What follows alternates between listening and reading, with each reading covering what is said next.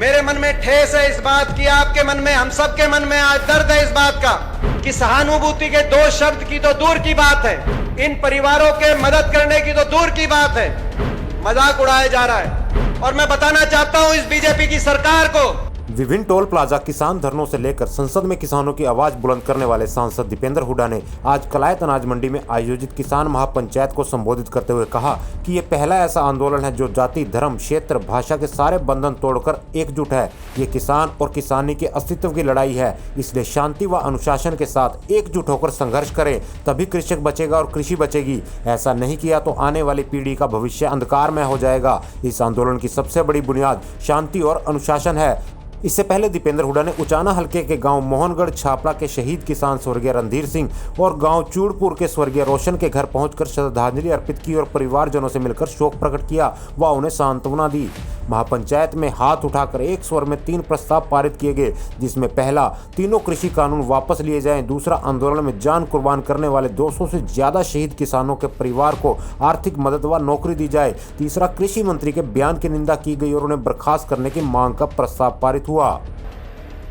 207 शव इन धरनों से अपने अपने गांव में वापस आ चुके हैं, मगर फिर भी किसान ने शांति और संयम का परिचय दिया है। कलायत आते हुए रास्ते में उचाना के मोहनगढ़ चपरा गांव में हमारा भाई रणधीर था, 2 लड़के,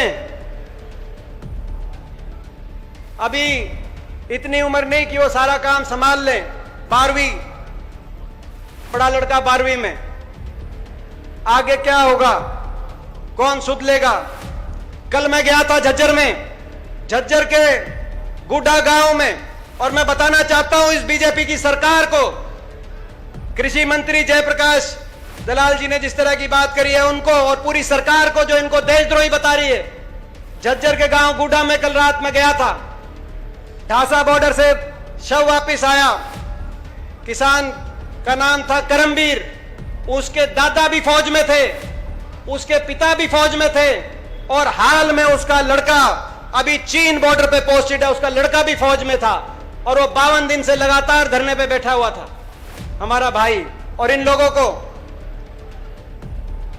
को देश का दुश्मन बताया जाए। जिस बाप को आप देशद्रोही बता रहे हो, उसका बेटा चीन की, पाकिस्तान की बॉर्डर पे तैनात है, उसका लड़का क्या हुआ? मैं एक देश के रक्षा मंत्री से पूछना चाहता हूं, देश के प्रधानमंत्री से पूछना चाहता हूं। हल्ला बोल हरियाणा।